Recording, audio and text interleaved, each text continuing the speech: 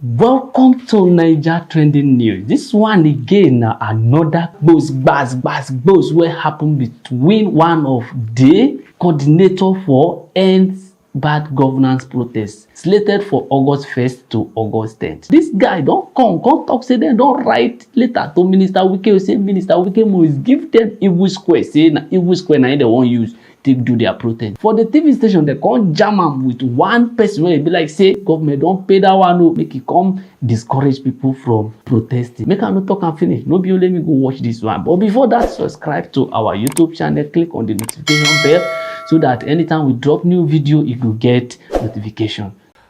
Well, organizers of the planned nationwide #EndBadGovernance in Nigeria protest insist they will go ahead with the action, with several civil society organizations and citizen-based groups coalescing to make it violence-free and ensure that their message to government on the high level of hunger and cost of living is heard loudly. In Abuja, one of such groups has asked FCT Minister WIKE to help prepare its preferred protest ground, Eagle Square, which they intend to use for the 10-day peaceful protest, which begins on Thursday, August 1. The Take It Back movement, in a letter signed by Damilare Adenola, the Director of Mobilization, the protesters are demanding a 24 hours unrestricted access to the Eagle Square throughout the duration of the protest. But the FCT Minister, WIKE, says Abuja will not be available for any form of protest, calling on residents of the nation's capital to instead get ready for celebration, as traditional rulers will be receiving their certificates of recognition and staff of office same day. Now, the presidency has also been responding to the protest notice, with President Bola TINUBU holding several meetings with several bodies, while the police and other security services are warning Nigerian youth sternly against the planned protests, saying they are on red alert to quell violent protests in any guise. Well, to help us understand the issues at stake, we have joining us here a member of one of the civil society organizations planning the nationwide protest, Damilare Adenola. Thank you so much for joining us. He's the Director of Mobilization, Take It Back movement, and of course, also joining us here is the President of the Arewa Defense League and convener of the Joint Action Committee of Northern Youth Associations, Murtala Abubakar. Thank you so much for joining us. So, all right, so let's start with you, Damilare.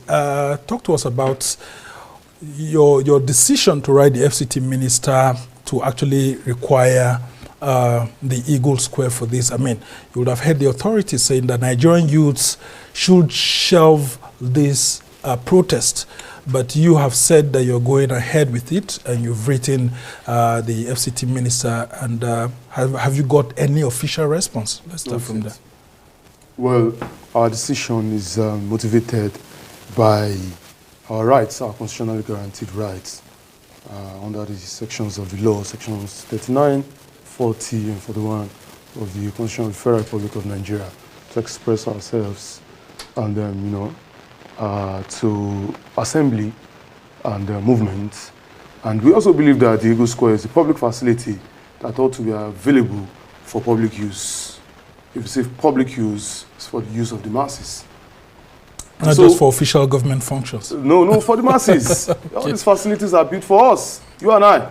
So I believe that regarding this issue, we haven't done anything without the confines of the law. If at all, it is Minister WIKE who has been making vituperations that are arbitrary and illegal by trying to derogate our freedom of expression and our freedom of movement by uttering such words which are capable of threatening peaceful protesters, or which are capable of putting peaceful demonstrators in apprehension of fear. And I believe that it is Minister WIKE who has been doing everything outside the confine of the law to prevent peaceful Nigerians, to prevent suffering Nigerians, to prevent hungry Nigerians for demonstrating their rights to show displeasure to the current hardship which has been occasioned by the government of the day. Yeah, but have you got any official document saying that the government has rejected it, or it's going to give you the venue?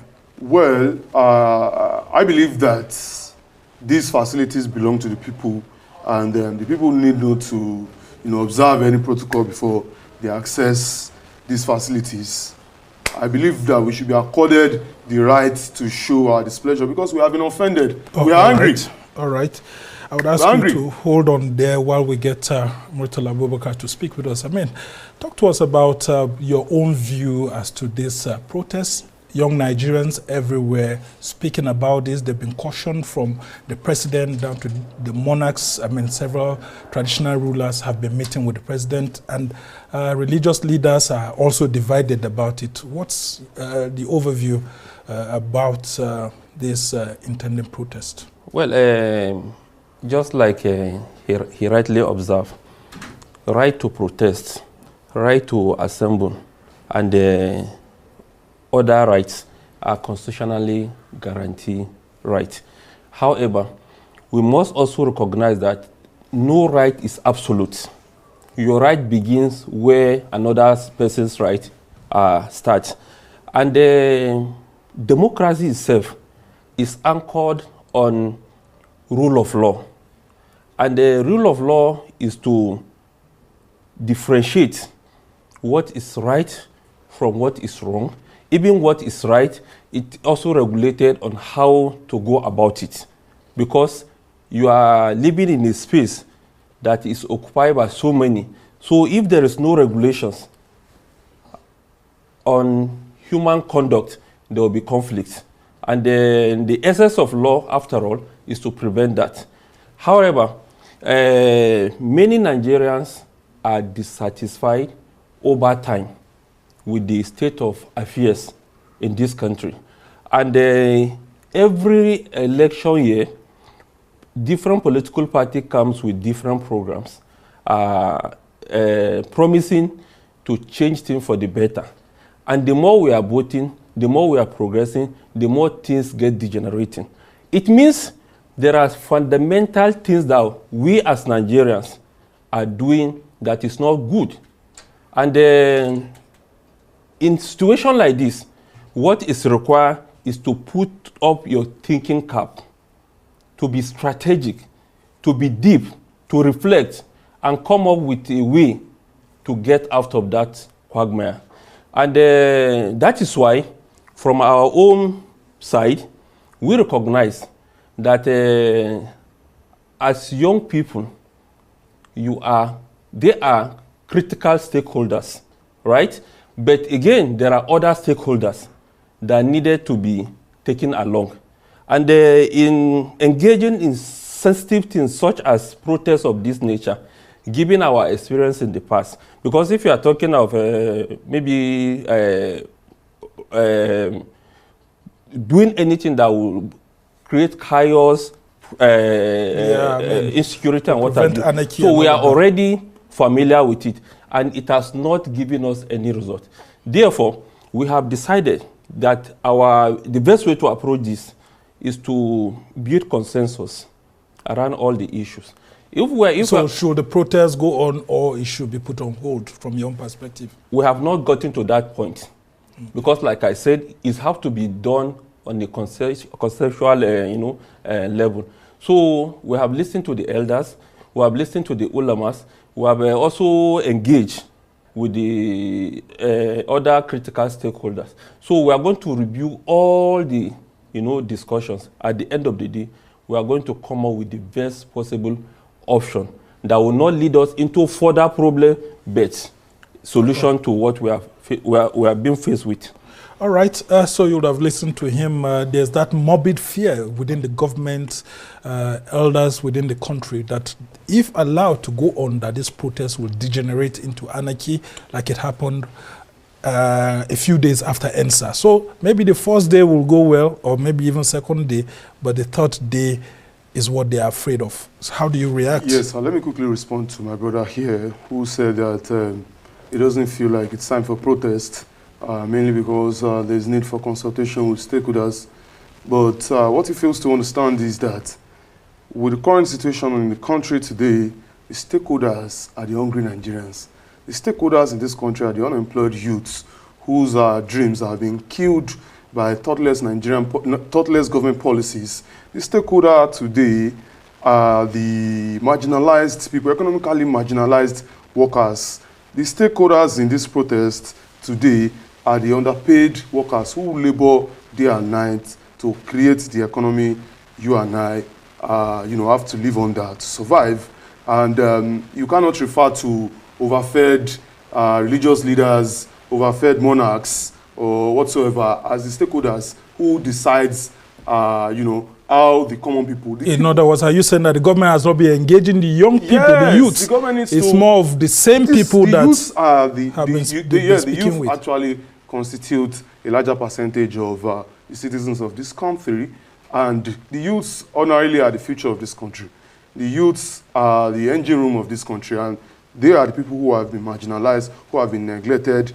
Now, in a country where minimum wage is 70,000 naira, what is the future for a young person who is currently an undergraduate, who's waiting to, enter the labor market? But shouldn't that be a plus for young people? Because the minimum wage before last week was 30,000 naira. And it's given the current inflation rate, food inflation, for instance, is at 40%, and you are giving a minimum wage of 70,000, which is less than $50 to a married man. How can 70,000 cater for the daily? When we are talking about minimum wage, we are talking of living wage. Look at the cost of living in this country today. Between me and you, if we have conscience, can 70,000 cater for a bachelor? No. So speaking to the matter of their preemption, they have a preemption already. They are creating a preemption already, which I think is deliberate. It's a way to demonize the genuine agitation of suffering Nigerians and hungry Nigerians, which I feel like is an insult to hungry Nigerians, or it's a way of they are being half clever, because a protest that has not started, you have begun to predict the direction.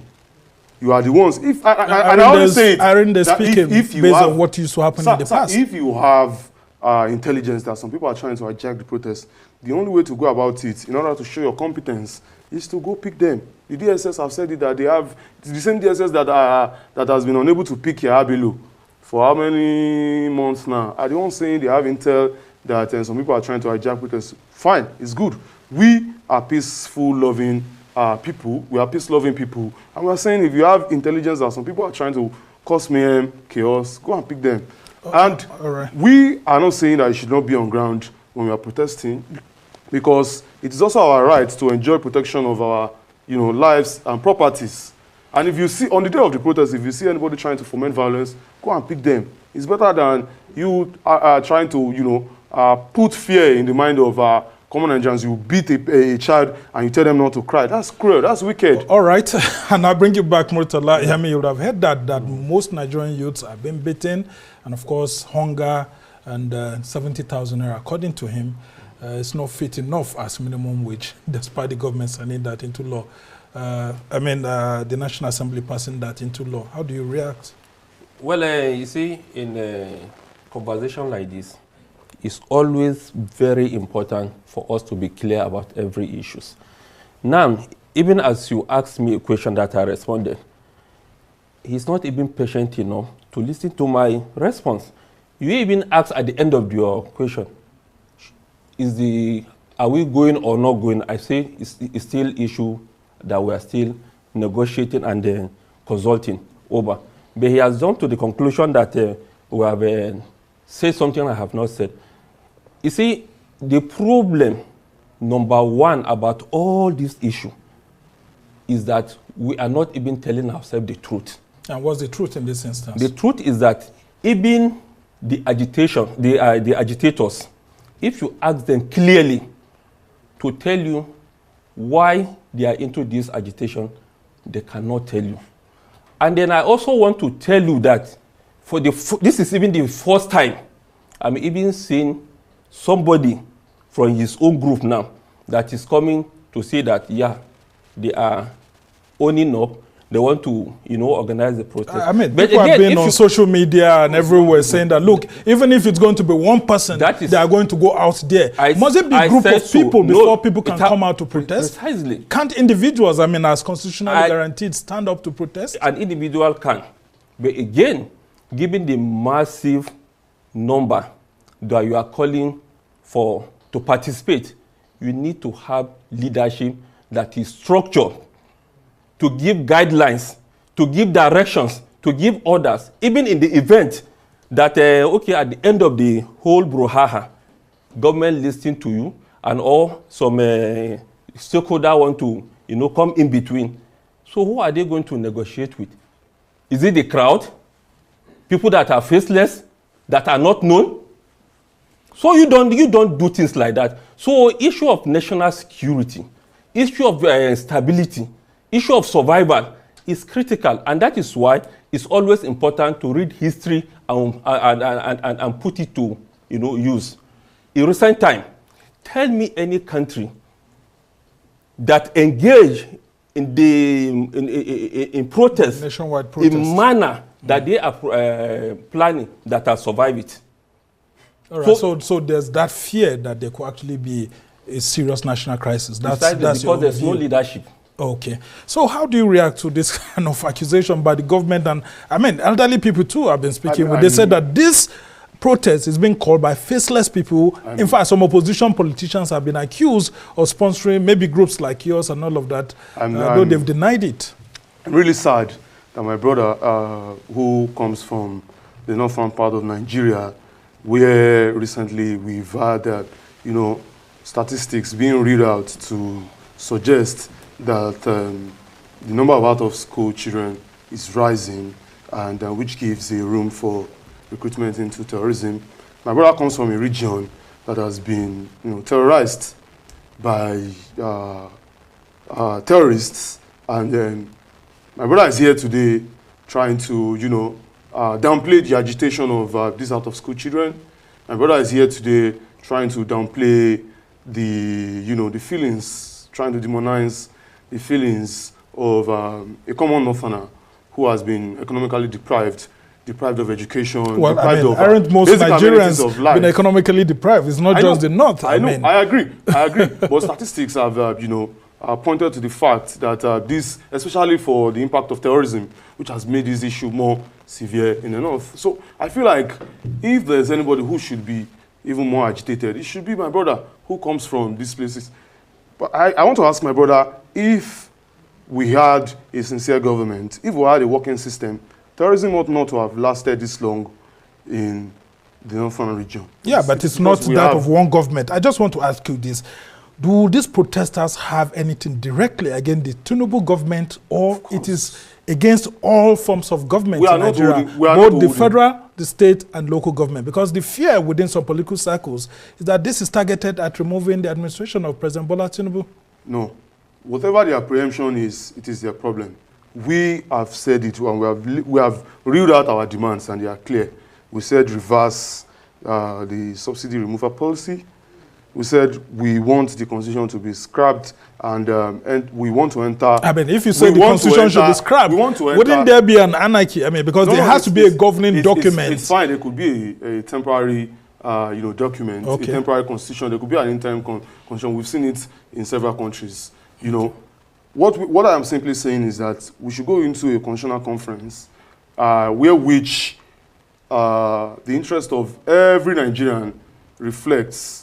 And he's saying with who? You are saying we, because he's saying that your groups are faceless. No, that's an insult. That's an insult. I'm here sitting before you, my brother. How could you say I am faceless? How could you say? Are you trying to say that some Nigerians are more privileged than the others because they have you think that you've heard, or you think that the groups are not faceless? That you are just the ones who are making it. Hungry Nigerians are faceless.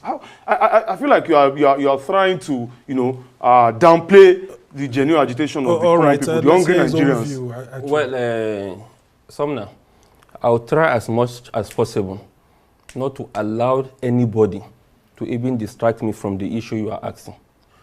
Now, what we are simply saying is that if you are looking for a solution, you don't create problem. Protesting, is it a problem actually? This is what... Isn't it a constitutional right? I have established that from the onset.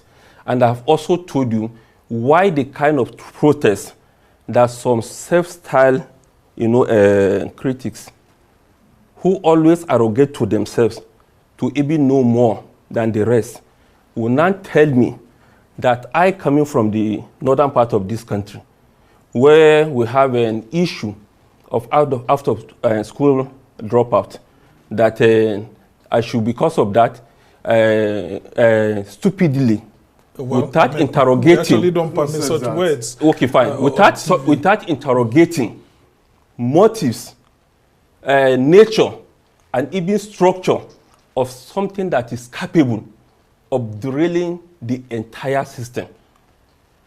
And because I sound a note of caution that things like this require concerted, effort, require consultations, require strict adherence to regulations. Somebody who is here tell you that they wanted National Eagle Square, and you told him if they have written or they have, he will tell you that it's just their, natural right to use it anytime and anyhow they want it. Does this kind of comment coming from these people not sound like anarchists to you? And is it not enough to alarm Nigerians and begin to ask beyond the surface? Okay, well, they have said that the police should go ahead with them alongside other security agencies and all of that. Some of the demands that they want have been mentioned. Aren't you also alarmed by the level of hunger in the country? And he's saying insecurity, he's saying lack of jobs for young people. Very well. How can we find solutions to this problem, both for those in government and out? Sorry, let him just hit on that again. Very good. Like I said to you, constitutionally, there are procedural steps. In the first place, democracy is all about inclusion. And if you are talking about inclusion, you are talking about safeguarding the collective interest of the greater majority of the people. Now, if the greater majority of the people find themselves where we are today, then if we are going to look for a solution, so we also have to build consensus. It's not some few people that will arrogate to themselves to say that they know what is right to do and what is wrong to do, and also come with some strong worded languages that are appealing to some sections and begin to well, you wouldn't say some section, because I've heard that even in mosques and churches, people are telling their leaders that, look, just allow us to vent our anger this time around. But just make sure, we will make sure it's peaceful. Your anger, just hold on. Vent your anger is your right, but be sensitive to the feelings of others. Okay, you have heard them, Damilare. Yes, I'm worried that my brother here is afraid on behalf of the government. The people in power should be the ones who are afraid, and this should also propel them to do the right thing. And now, what's the right thing in this instance? The right thing is to meet our demands, create a system, a political system that serves the interest of the people, a system that supersedes the interference of individuals, a system where impunity is going to be, on a low or non-existent at all, a system where to get the barest minimum things done in the Nigerian ministry. Do you know of the renewed hope agenda, and do you believe in it? Because the government says that's what they are using to solve these problems. A renewed hope agenda that started with hardship is renewed hardship. How could you say you are bringing a renewed hope, and on the day you came to power, you ignited hardship against people? Transportation costs skyrocketed immediately, food costs skyrocketed immediately. That's renewed hardship, and I feel like there's no need. I don't disagree with my brother here who said consultation. What we are simply doing on the street too by protesting is consultation. Yeah, but you also consulted your elected lawmakers at the federal, state, and local government level, because that's why they are your voices in parliament. These people, if these people have the will to serve us, would it be wrong to come and join us on the streets to dialogue? Would it be wrong for them to come and meet us? We are saying that, come and meet us. We have been agitating peacefully on the social media all the while for every time that Mr. Tinubu brings his harsh policies, well, we clamor against this thing. Tinubu But he doesn't, President Tinubu, he doesn't listen to us. And now we have said that it seems that protest is the only language that African governments understand. Look at Kenya today. Just how many days of protesting? Look at how many demands that have been met by President Ruto. And all this why they've consulted and consulted. In fact, if you're even talking of consultation, you should be talking of consultation in a country where checks and balances are possible, in a country where the machineries are set for engagement. Look at Nigeria today. To engage a local government chairman is almost impossible.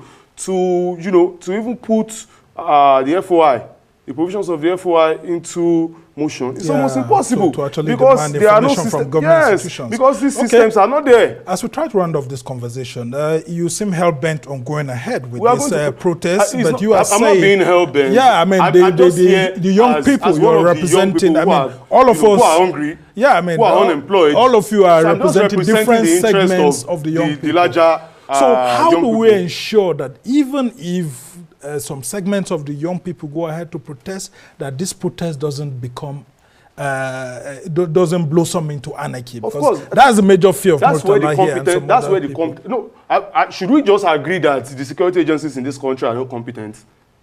Well, you wouldn't say that, because if they aren't, maybe you wouldn't be here. I mean, yes, that's despite the challenges of the police, so this is an avenue for them to show their competence. If you have intelligence that some people are trying to foment violence, go and pick them. Okay, that's the solution. So how do we ensure that those who come out, who do come out, us from exercising then Larry, just our hold on. How do we ensure that those who intend to come out go ahead to do this protest without violence? How do we ensure that security forces and the government manage this situation so that it doesn't become chaotic? Fine. You see, that is why security is everybody's business.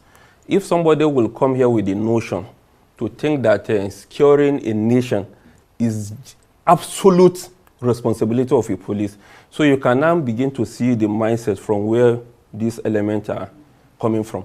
And that is also what is making conversation, discussion, dialogue, try to make them see things from a different perspective difficult, because they are coming with an open, closed mind. And they think they have found solution to all these problems. Today, the best way for us to hold anybody accountable and bring back this system to order is it is until when we get hold of the political party through which we recruit our leaders. So if young people at this point are not looking at that position, then it also tells you that even the democracy itself, they are beginning to question its So in validity. other words, you are advising that political parties should be held responsible for their campaign promises. Not only that, there's serious issue with our party politics. So the party are completely lack ideology. So the young people, if you have an idea that today we have been facing this problem simply because there's no clear-cut ideological position around those political parties, we should begin to go into those political parties with an idea that we think can work. Yeah, but what they are saying is that the immediate thing right now is that there's hunger in the land. There is hunger in the land. Transportation costs and all of that. So how does the government solve that now, between now and Thursday, 1st of August? What do you think can be done as we try as we are widening the consultations, telling them our angers? If I tell you some of the responses we get out of the consultation we've had so far, and the progress we have made, which brings so many of the people that are supposed to be doing certain things at certain point, that just relax and think somebody else. Because we've been seeing groups saying that they've withdrawn. Have you been promised jobs? Have you been promised more opportunities? What exactly are those that some of you, youth leaders, are meeting with those in government, promising people like you? What we are telling them is that we need to recognize where the problems are coming from. And the issue of nation building is not something that is done in a day. Okay. Everywhere, every society are faced with their own peculiar, challenges. So the ability of us to recognize those challenges and come up with an innovative means by which, on a cooperative and collaborative basis, we can resolve them, that is what will take us out of this quagmire. But anybody who will just sit down and think that it's some people somewhere that are responsible for our whole problem, and you are right, that you are not part of that problem, and the only time you get hit, you say, okay, let me go and protest and create chaos and anarchy, that is when they will listen. Who? All of us are responsible for this problem. Because from the point, like I told you, of the allowing some characters to take over the machineries of the political parties and pushing forward similar, challengers to go and represent us up to the time they come to the general election, and we as a voter are left with no options. So we will select one out of the two, and we continue to see this kind of thing. All right, so you're hinging on political participation. He's saying that the political space needs to be opened up for younger people to get into government and all of that. The truth is that democracy is not all about party politicking. Okay. Right to protest is part of democracy. Yeah. And if you have no issues with people exercising or not exercising their right to vote and be voted for, then why do you have issues with people trying to express themselves by protesting? A right which is constitutionally guaranteed.